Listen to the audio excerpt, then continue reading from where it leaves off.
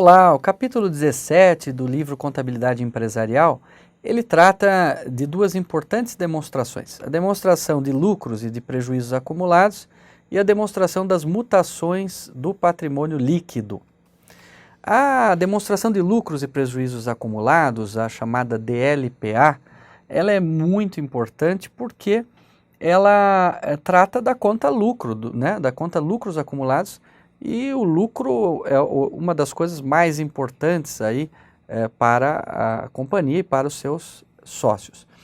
A DLPA, ela surge como um diferencial, por exemplo, da própria DRE. A DRE, nós conseguimos enxergar o lucro do exercício, mas nós não conseguimos enxergar o que aconteceu com esse lucro depois da sua geração.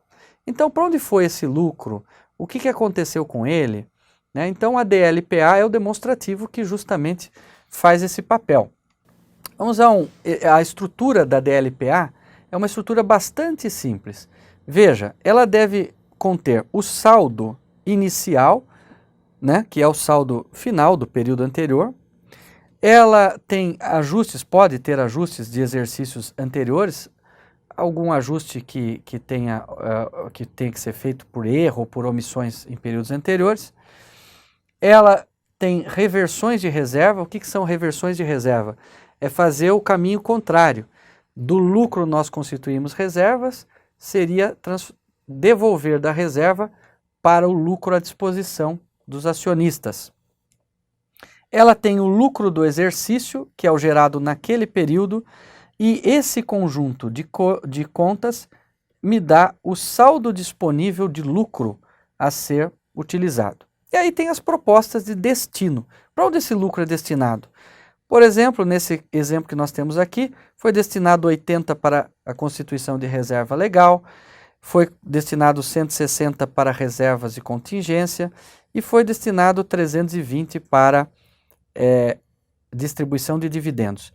E ainda sobrou um saldo final, o saldo da conta lucro acumulado, de 1.040. Então aqui nós conseguimos enxergar o saldo da conta lucro acumulado no começo do período, no fim do período e por que desta variação de saldos. Então, é um demonstrativo dinâmico.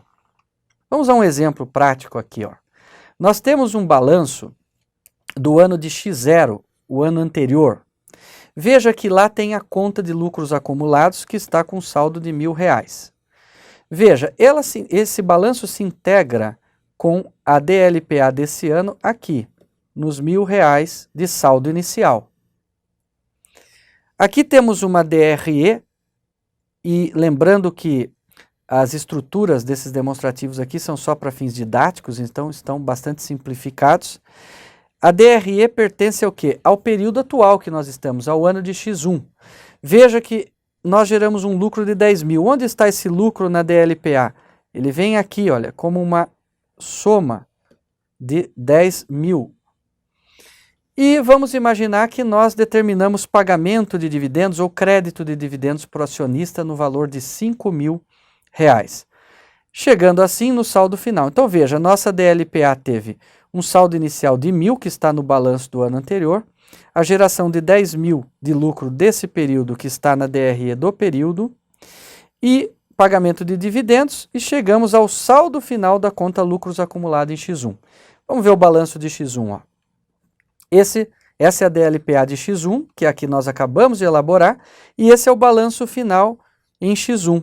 Veja, os 5.000 de dividendos está aqui no passivo para ser pago aos sócios, acionistas, e note que o saldo final da DLPA é justamente o saldo que consta na conta lucros acumulados do período de X1. Então, a DLPA, ela explica o começo, o meio e o fim, o que aconteceu com os lucros acumulados, ou prejuízos acumulados também. Bom, a DMPL é uma demonstração mais abrangente. Se a DLPA tem por finalidade demonstrar a passagem, o caminho da conta do lucro ou do prejuízo, a DMPL ela tem o mesmo sentido, mas para todas as contas do patrimônio líquido. Então, ela engloba as contas de reservas, de capital, do próprio lucro. Inclusive, se for feita a DMPL, se for elaborada a DMPL, não há necessidade de se elaborar a DLPA. Por quê? Porque a conta lucros acumuladas estará já contida numa das colunas da própria DMPL. E a DMPL ela funciona exatamente por linhas e colunas. Nós temos colunas que representam as contas do patrimônio. Então, aqui, por exemplo, a conta de capital, ela terá uma coluna para ela, a conta de reserva, a conta de lucros acumulados e assim por diante. E temos linhas que são as ocorrências, por exemplo, aumento de capital, lucro do período, destino do lucro. Então nós fazemos uma relação entre linha e coluna, movimentos que ocorreram, em que conta ocorreram, e até movimentos de uma conta para outra.